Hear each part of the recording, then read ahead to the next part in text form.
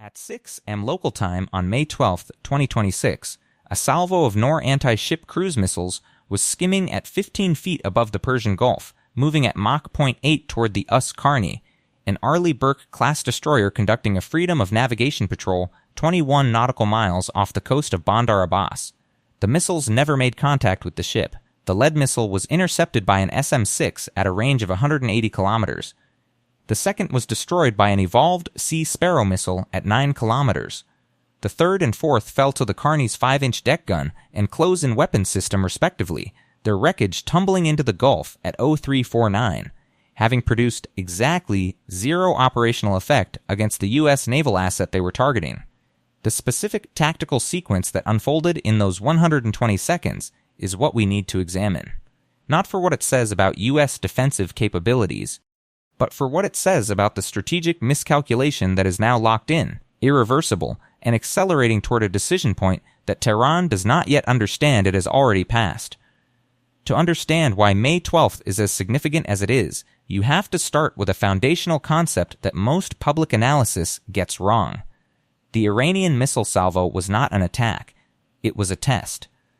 A highly specific, operationally deliberate, intelligence-gathering probe designed to answer one question: at what range can an Arleigh Burke-class destroyer be killed by a saturation strike of supersonic and subsonic anti-ship missiles arriving simultaneously from multiple vectors? The question Iran was asking was not whether they could hit a U.S. destroyer. The question was under what conditions they could hit one, and what the U.S. response would look like in the first 90 seconds after launch detection.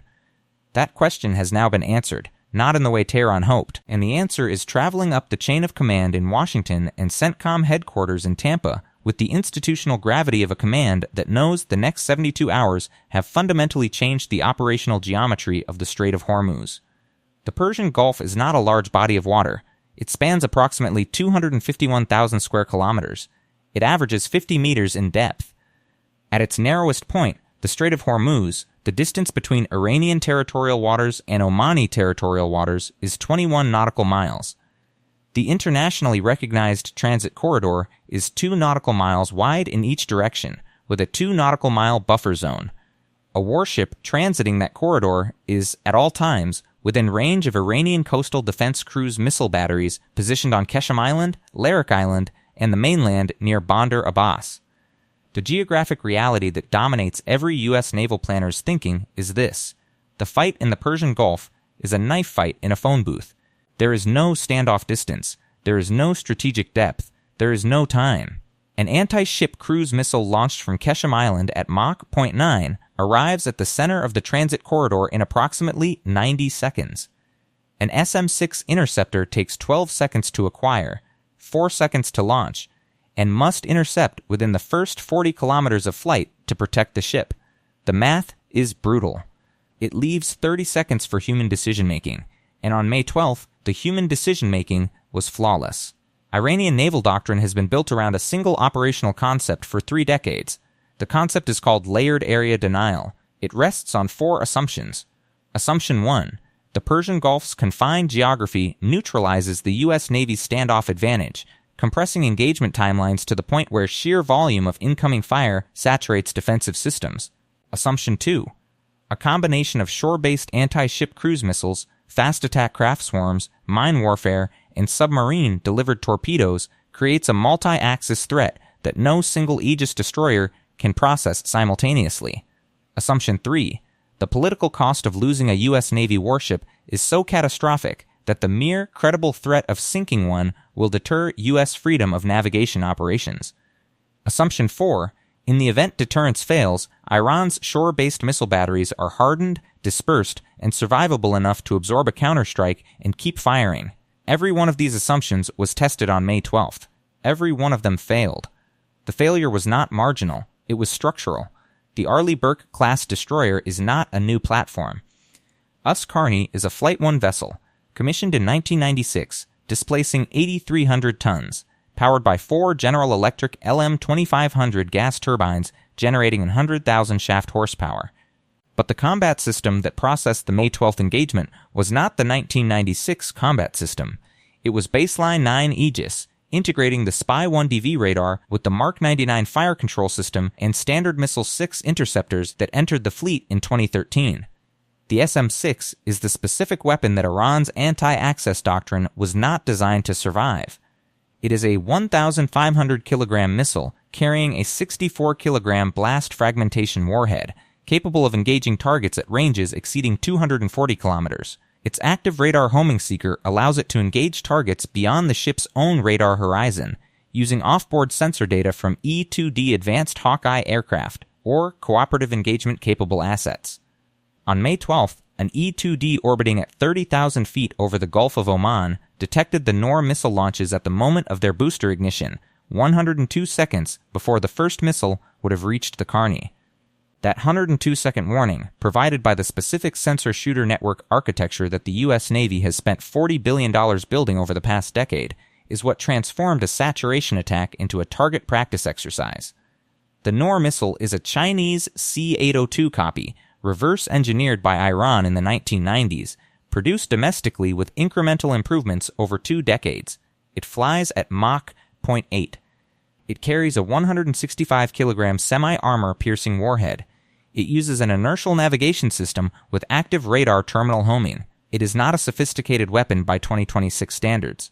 But sophistication is not Iran's theory of victory. Volume is.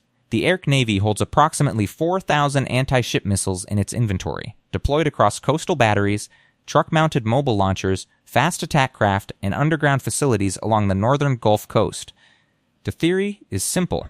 Fire 20 missiles at one destroyer, and even if Aegis intercepts 19, one gets through. The theory is wrong. It is wrong because the SM-6 intercepts at ranges that allow multiple engagement opportunities. It is wrong because the evolved Sea Sparrow missile provides a second layer at 50 kilometers. It is wrong because the close-in weapons system fires 4,500 rounds per minute of 20 mm tungsten penetrators at anything that survives to 1.5 kilometers. And it is wrong because the electronic warfare suite on an Arleigh Burke destroyer, the SLQ-32V6, can jam the active radar seeker on a Noor missile from the moment it goes active, 15 kilometers from the ship, turning a 165 kilogram warhead into a 700 kilogram ballistic object falling into the sea. The layered defense is not a set of systems. It is a mathematical equation. And on May 12th, the equation produced a 0. If you are following this conflict closely and want to go deeper on the specific sensor-shooter kill chain architecture that enabled the 102-second intercept sequence, the membership program provides the extended technical breakdown that goes beyond what fits in a public format. Members get the full classified style threat assessment, including the specific radar cross-section data, infrared plume detection parameters, and command and control node mapping that the open-source version cannot include. If you want the full analysis rather than the summary, that is where to find it. What happened next on May 12th is what transforms this engagement from a tactical footnote into a strategic inflection point.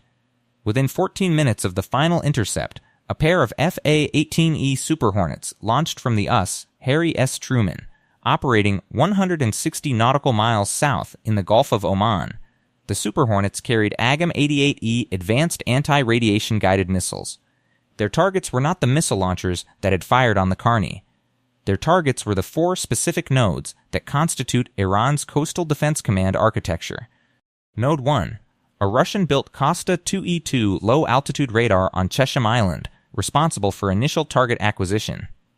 Node 2, a Gadir long-range early warning radar near Bandar Abbas, providing queuing data.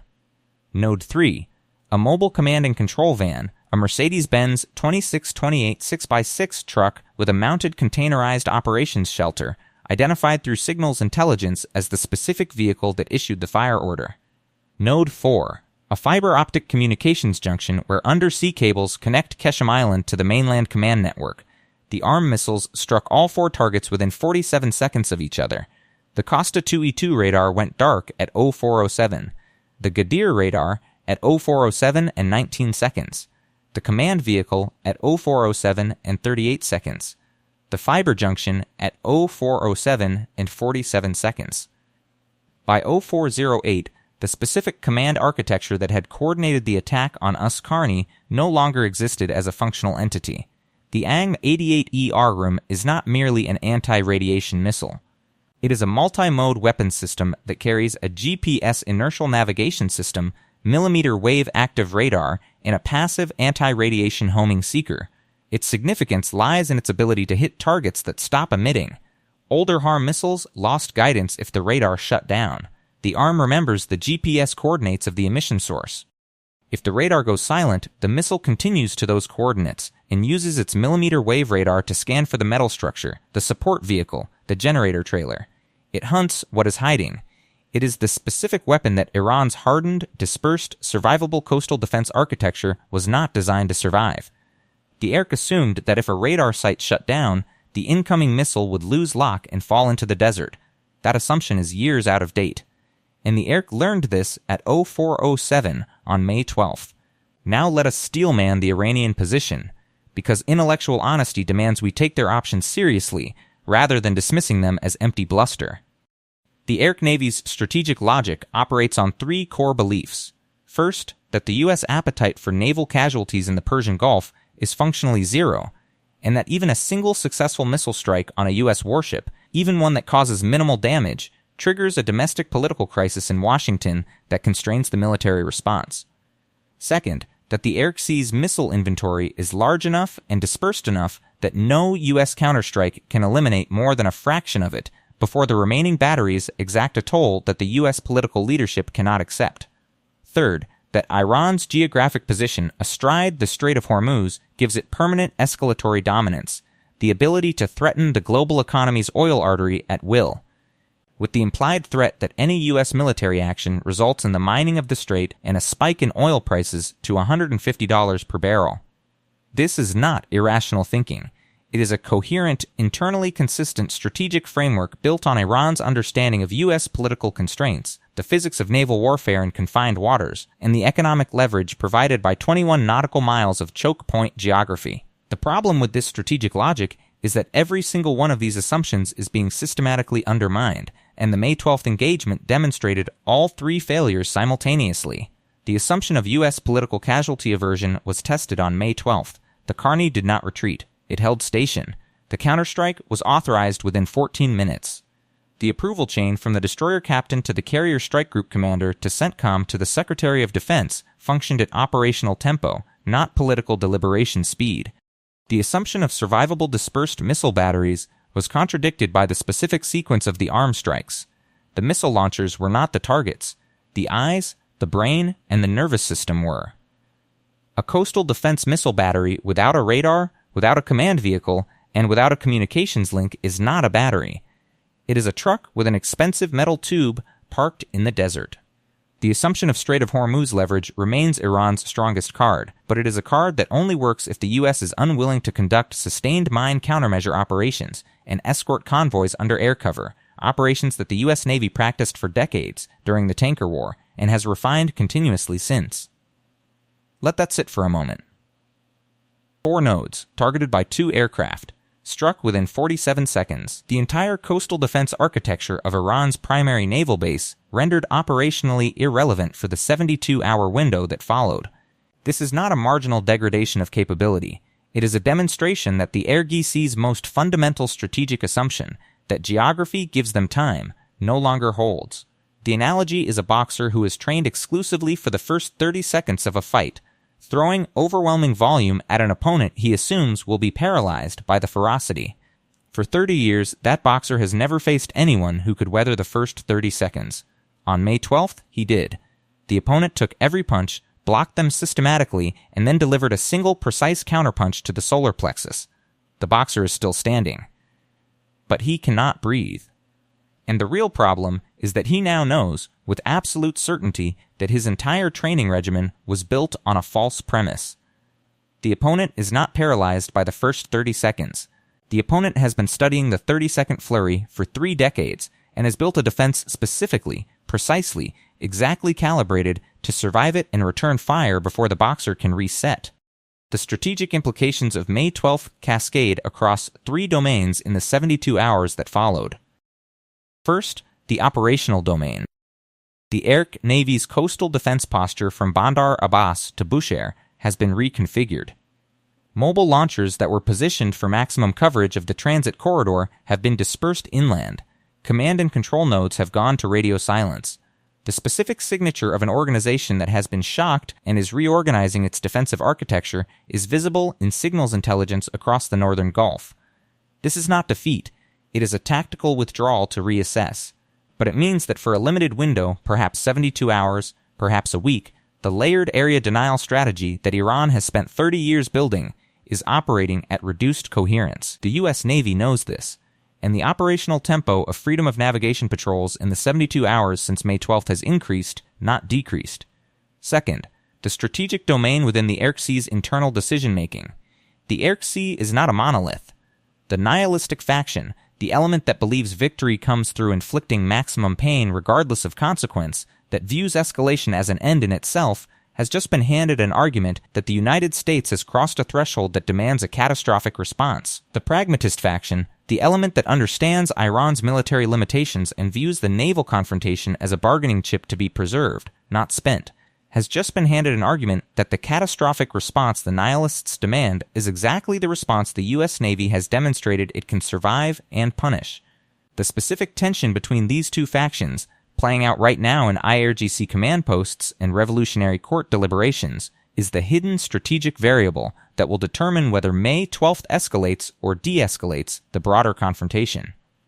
Third, the diplomatic domain. May 12th occurred exactly 11 days before the next round of indirect nuclear negotiations in Oman. The U.S. negotiating position entering those talks was already built on the premise that maximum pressure and credible military threat produce leverage. May 12th demonstrated something more specific. It demonstrated that the U.S. Navy can absorb Iran's best coastal defense punch, respond surgically within minutes, and continue operations. The diplomatic message is not a threat. It is a fact on the ground that the Iranian negotiating team must now incorporate into their calculus. The specific dynamic at the negotiating table on May 23rd will be this. The Iranian side knows that the military option they have been threatening for 3 decades was tested, live, against the specific platform they have designed their entire naval doctrine to counter, and it produced nothing. That knowledge sits in the room. Nobody has to say it. The nuclear dimension provides the long arc of this analysis. Iran's breakout timeline. The time required to produce enough weapons-grade uranium for one nuclear device is estimated by the IAEA at approximately 12 to 14 days at current enrichment levels. May 12th does not change that timeline. What it changes is the credibility of the military option to delay that timeline if diplomacy collapses.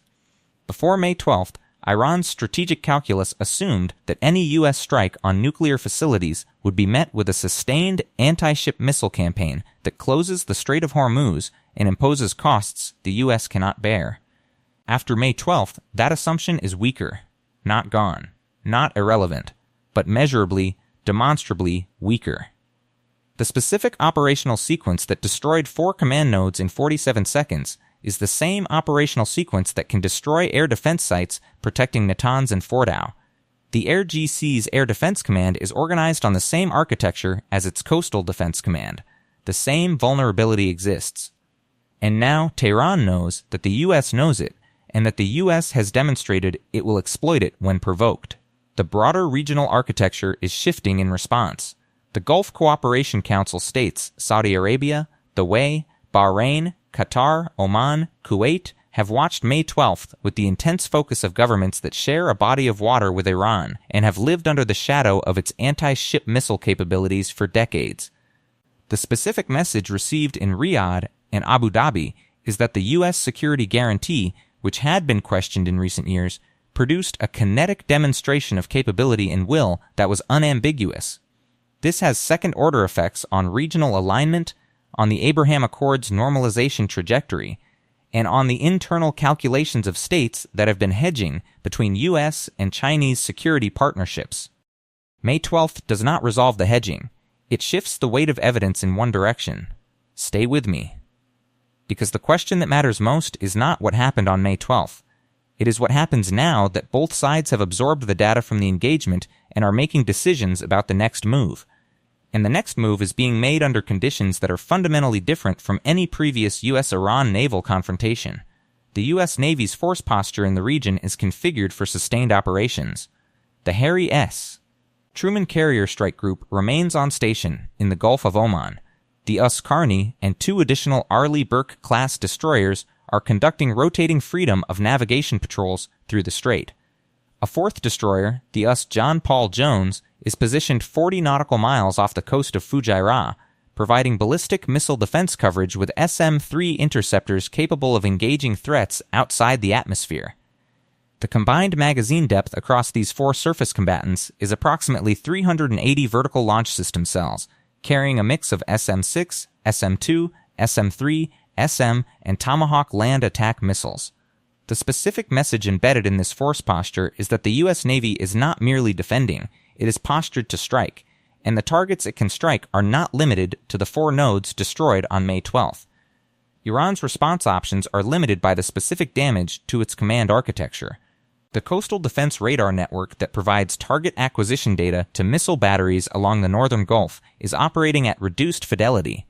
Backup systems exist, mobile Gadir radars, UTH radars, passive electronic surveillance, but they do not provide the same integration.